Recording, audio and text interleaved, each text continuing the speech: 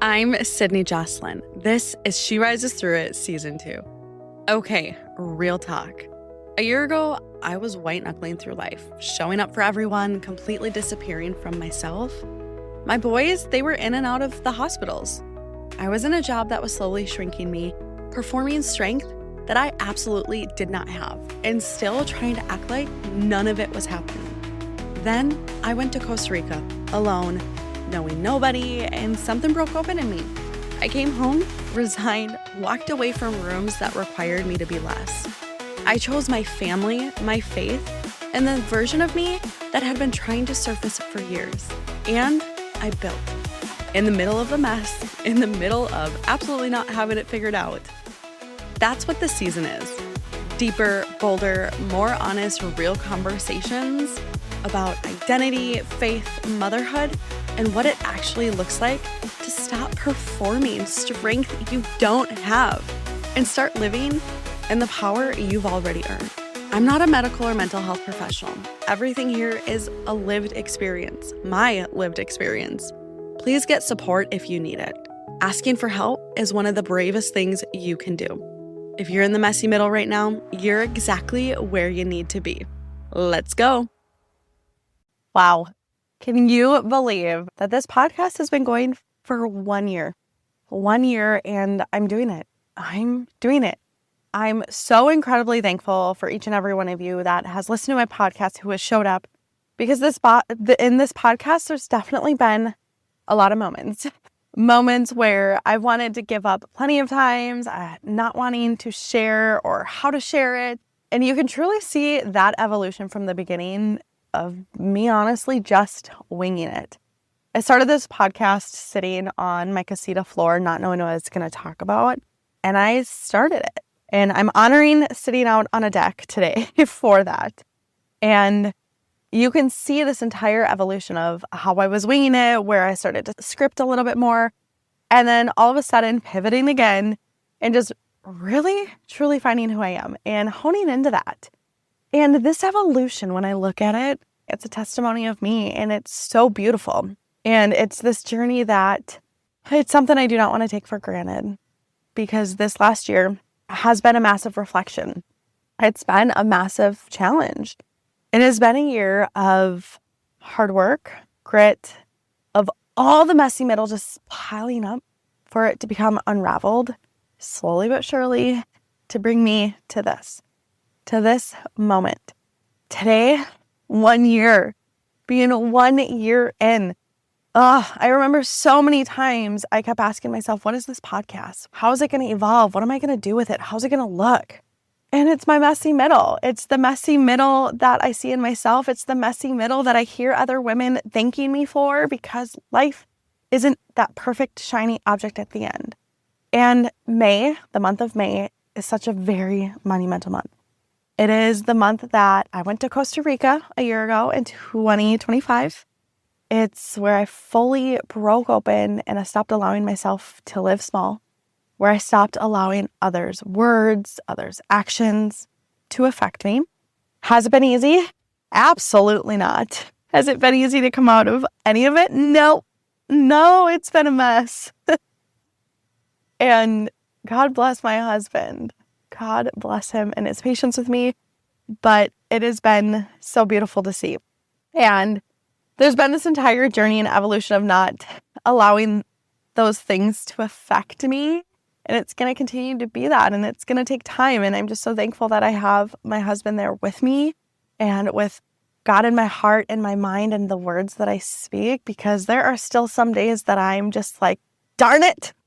Why did this happen again? Like, why? Or why did I let it bug me? It has gotten easier, I will say. And that's the purpose of all of this work. That's the purpose that I'm just so excited to be reflecting on is a year in.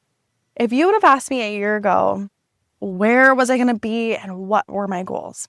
Man, my husband would tell you, if my husband was answering this, he would tell you that I wanted to climb the corporate ladder and I was going to make it and then I was going to do it.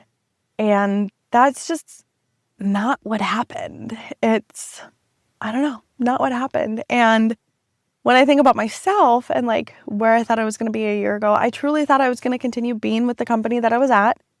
I don't know how I was going to do it, like mentally, emotionally, physically. I don't know how I was going to do it because I got kicked down so hard at that company. So hard at that company. And I persevered. I will say I persevered. I would like to say I persevered for the best of my ability, to the best of my ability. Was it easy? No. But I could do it. I knew how to put on a face. I knew how to smile and say, yep, it's all good. We're going to keep going. And I started to kind of know how to play that game a little bit. I don't like saying that, but you kind of do when you've been with I knew too much, saw too much. So if you would have asked me a year ago, where would I be? I'd probably still be with that company, or I would have be at the point that I'm pivoting right around this time. I allowed a lot of things in my life from everybody, not just a career aspect, to affect me. What they thought about me, what they said about me, who showed up for me, if I was invited to things. And now I definitely would have not said that this is where I would be in a year. Definitely would have never thought that, because I find a different sense of peace, and I was never at this peace a year ago. And I don't know if I would have been able to find this peace if it wasn't for all those little moments that shifted me to being here. You know the next version of you exists. You can feel her. You just can't quite get to her from where you're standing right now. That's exactly why I build these retreats. They're not a vacation. They're an environment specifically designed to get you out of your own way. Join an upcoming retreat or build something custom for your team, your company, or your people. Head to sydneyjocelyn.com or find everything in the show notes. And it all started, we're going to bring it back. It all started in February of 25. That family vacation, going to Disney, thinking it was supposed to be like that once in a lifetime, amazing, magical vacation. But I came back extremely overstimulated, overwhelmed. Like I consumed and allowed all of the energy back home in my career to affect me where I was at. And I wasn't fully present with my kids.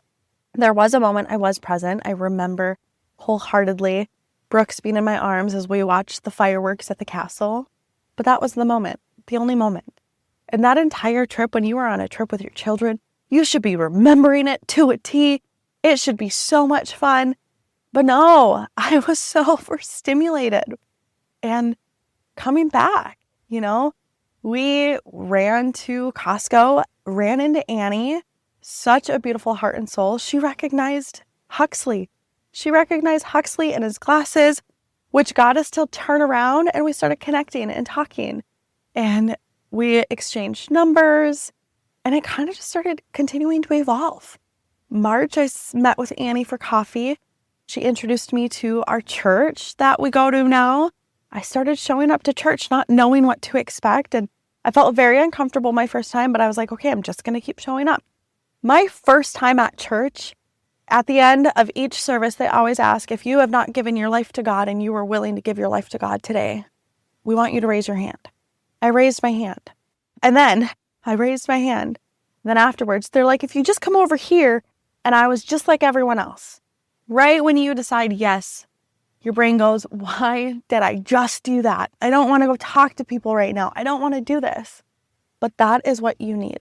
When that negative comes in and tries to define you and tell you, no, sorry, pausing my phone.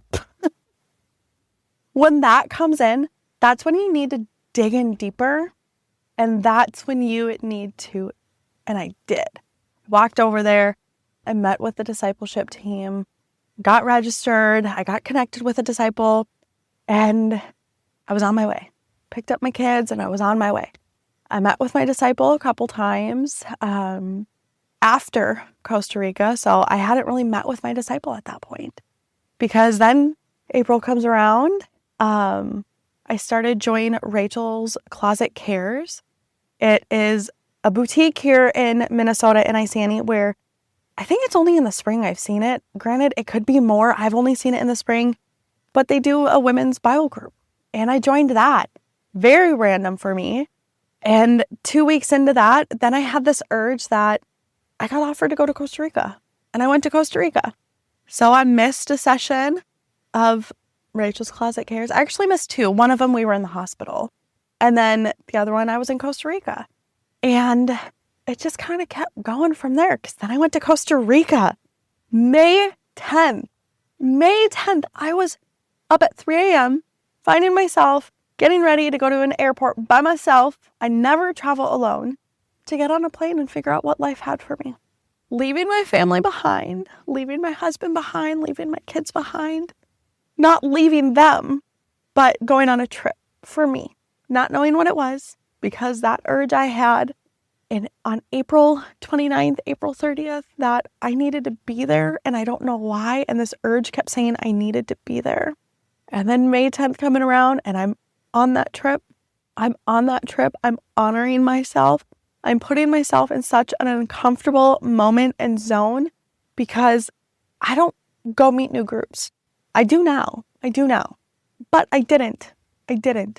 And I didn't do yoga. Actually, I hated yoga. Yoga was the no thank you. That was my no thank you workout. Ain't nobody gonna get me to do yoga. But I did yoga. And I remember on this retreat, I remember arriving, I remember so nervous because like the last shuttle before my shuttle left because it was all full. And I was there by myself, nobody was there.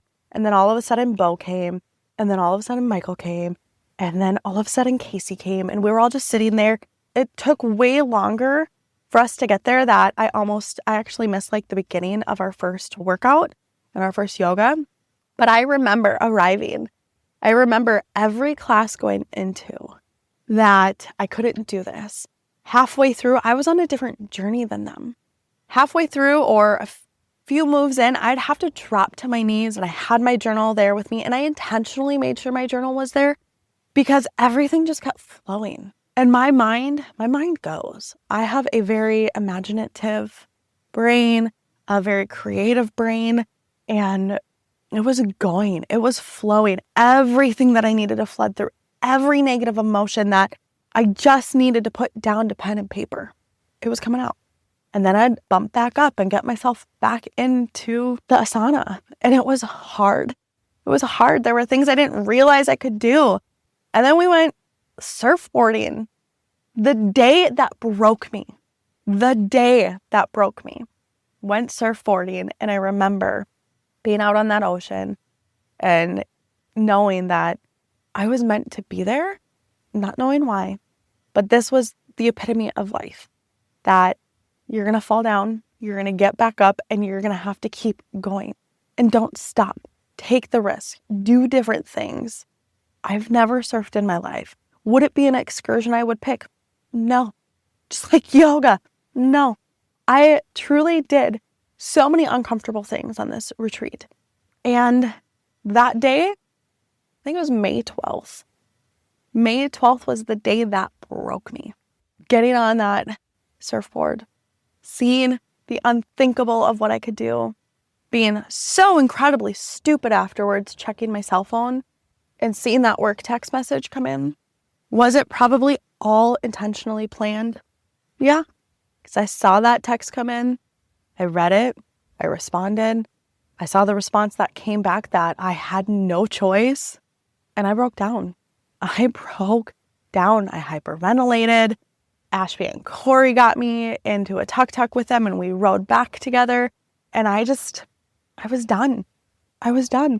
And they were the ones that told me that it's okay to go back and not go back to something that does not honor you. That was the day. May 12th was the day that I decided I was done with my job. May 12th. All the dates that you remember because they're so monumental to your life and pivotal of like what's happened. And then I remember telling my husband, hyperventilating in my casita, and he's like, no, what are we going to do? How are we going to do this? And I'm like, I don't know, I'm done.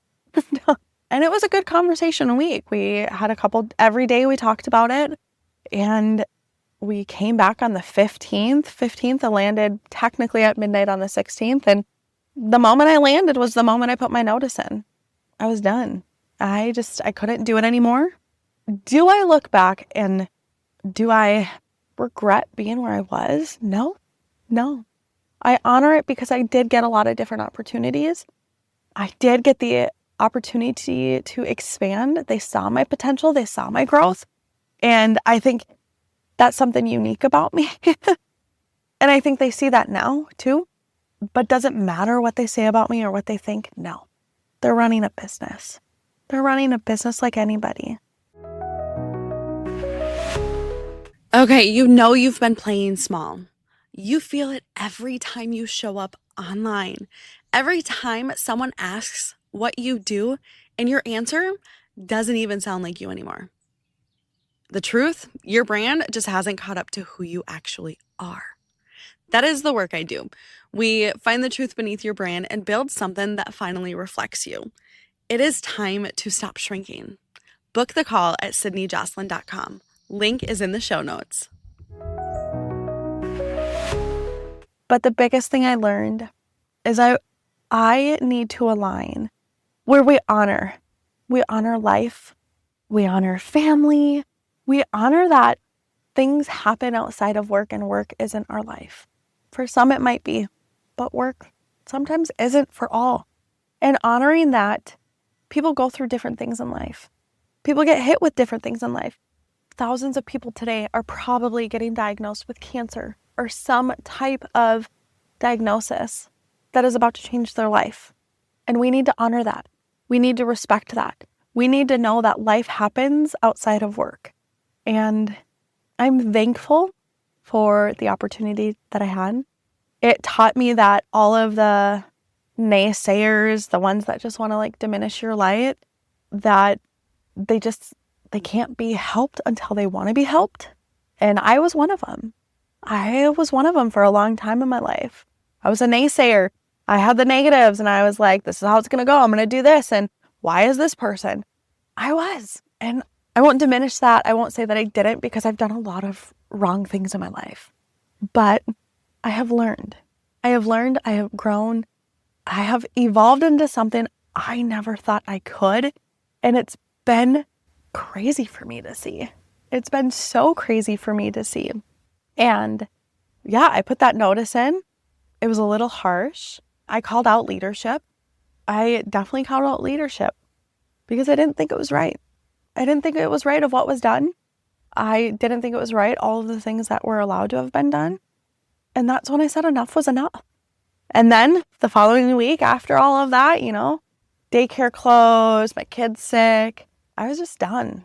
Also, when you have a leader who gets put into leadership that I can't say anything. But when you have a leader that you're supposed to have a meeting about something else and it all comes down to HR things that shouldn't be handled by them, should be handled by HR. And I still had 2 weeks left and they were worried about everything I needed to turn in 2 weeks. And it's like, yeah, I know. Why are we worrying about this 2 weeks? You should be worrying about this maybe a day or two before I leave. At that point, I was done. I was like, I can't do this for 2 weeks. And why would I train someone else in when they didn't care about my position before? They just wanted to throw all their shit onto me. Sorry. Trying not to swear, guys. They just wanted to throw their stuff onto me. Make it easier for them because I was efficient. I was doing my job. I digress because, as you can tell, I'm still working through that. But I honor them. I respect them. I have to see them for sure once a year. I actually still get Google Business emails from them. A year later, and my name is still on their Google Business accounts, and I have not been removed. I'm killing it. But it kept evolving. May 23rd was my last day in that office. My podcast launched in May, and I started thriving. I started slowing down. I will say, my first year pivot a lot. I did things that I thought I needed to do. I listened to people that I thought I needed to listen to, and I truly wasn't honoring myself fully. I was honoring them. I was honoring yep, this is what's going to help me to make me money. Here's the thing. Money doesn't get you where you need to be. It is doing the hard work. It is finding your faith in Christ and knowing that the money will come when it's meant to come. And it did. Christ has showed me throughout this last year how many times he's showing up in my life. With the client that I got, my messy middle evolved and I came closer to Christ, and Christ showed me clients that were meant to be with me and align with me and the heart and helping them find their heart and their brand. He showed me in September when I was driving to church, crying my eyes out for some reason, that I needed to get baptized. They didn't announce it at church that day. It was just something I was like, I think I need to. And I walked into that church. I found a friend that I had just met and I said, something is telling me I need to talk to you right now. And you're the only one I know. And I don't know who else to, but everything's telling me I need to tell you right now. I need to get baptized and I don't know how to. And I need to be there with somebody who's going to. And she was so honored. She screamed for me. She was so excited for me. I just remember that moment and I was like, oh my gosh, she just screamed. Did I do something good? Obviously I did. Obviously I did. And for all the times the no's have happened in my life since, it's Christ protecting me, honoring me, honoring where I'm at, and continuing to guide me and say, Sydney, no. And did I pivot in January? I pivoted in January. I did. I went back into the workforce. God was telling me. He was like, fine, here, try it. Do it. You're going to be great at it. I was great at it for 10 hours. The other remaining 30 hours a week, I was doing absolutely nothing because there was nothing to do. And they wanted me to stay slow and take it all in. It was too slow. Too slow. As a bee, I can handle those. It was too slow. And then more things happened. I joined in on the camaraderie, got my butt kicked, totally fine by it, whatever. And I was like, no. And Christ came back in saying, this is why. This is why you give your heart. You honor a brand because you love seeing the heart of why they started and where they started, and the potential of where they can go. But you can't overgive your heart to a brand or to somebody or to anything in life that isn't going to honor you where you're at or who isn't ready to be stepping into that next level. I was still doing all my stuff that I was doing, trying to do it all with a full-time job. I pivoted, and then my husband was like, I didn't want you to take the job, so I don't know why you did. And just the conversations with him and my best friend being like, you changed. You changed in that month with them and you lost yourself with them. I go, yeah, next time. And I called her out last episode and she noticed. She noticed, guys. She's going to notice this too. But it's just miraculous to see. And then I just started aligning with more clients that are faith-driven. And it's so funny to see that happen because I never thought of that. And it's not something I look for because I don't think you need to be faith-based for me and you to get along, for me and you to work together, for me and you to connect, because God also brought us here to connect with other individuals and to share our viewpoints and really, truly honor Him. So if I get connected with individuals that don't honor that side, that's fine. But I'm honoring Him because I'm honoring other individuals and loving them where they're at. And I'm not going to diminish where my light is, where my love of faith is too, because He created me and He is the perfect Father because He has always loved me. He's created me the way that I am. He has never told me that I'm not good enough. He's never told me that I'm not going to surmount to anything. He's never told me that I talk too much. He's never told me that you need to be seen and not heard. He's been there. He's listened. He's forgiven me for all my sins, for my transgressions, everything I've done. You guys, this is my messy middle and I love it. And my little kid might be waking up soon. So we might have a kid join this podcast today for the first time. He may have fallen back to sleep. I don't know. He continues to show up in my life. And then where are we at? A year in, and all of this has happened. And getting 11 people on retreat, I was nervous we would get none. And I had worst case scenario planned out. Worst case scenario. I told my husband, I said, if this doesn't work out, if this doesn't sell out by December, that we are going to be calling our friends. We're going to be like, hey, do you want to come on a vacation with us? We're going here. You need to get your own airfare, buy for your own food and stuff, but your stay can be this amount. I was prepared. And I think that's everything I look at now is what is worst case scenario? especially with our kids. I look at worst case scenario. I ask the doctors when we are transitioning to a bigger medical system here, I ask them, worst case scenario, is it for me to like ruminate on and be like, oh my gosh, this could happen? No, it's for me to be prepared that if something does happen, I know what could be next steps and I'm going to be okay with it. We're going to be okay with it and we're going to figure it out. And this year has been a reminder. It has been a reminder of who I am, who I was, and honoring who I was, where I'm at right now, and how I want to continue to evolve. I don't know what's going to uphold for me in the future. I don't. But I do know that being here in the present is where I need to be. Being here with my kids, really focusing on what does my brand look like? And I talked about that in the last episode. It's an ecosystem. Whether you start with me in brand strategy and we look at your brand and help you really hone in on that and find the heart of who you are and the core of who you are and why you built what you built and coming back to that, or you come in on a retreat and then all of a sudden you want to take that exact same risk. You want to take your life, your brand to the next level. So then you maybe come on as a brand client. Maybe you just join the collective to hear my reflections and my thoughts and my prayer requests that I include now. It could be any and all of that. And if there's anything I can tell you, what 1 year does, cracks you wide open. It gives you a different perspective in life. It gives you a different light and love and honor. Every time I've tried giving up, he has shown up for me. On my birthday, oh, that was such a beautiful morning on my birthday. It was baptism Sunday. Hadn't even known it was baptism Sunday. I mean, I did, but I didn't, if that makes sense. I remember them talking about it, but I didn't remember the day that it was going to be baptism Sunday. And it was my birthday, and my husband showed up. He came with, and we're sitting there, and they're like, it is baptism Sunday. And I'm like, oh. And I look up, and it is my picture up there still as their baptism Sunday picture. My picture of the day that I gave myself to Christ. The day that I said yes, that he has taken over my life, that he is leading my life inside and out. Everything that I do, he is leading my children. I'm so grateful. It was the perfect reminder. And then right after that, we got the whole parent-child dedication.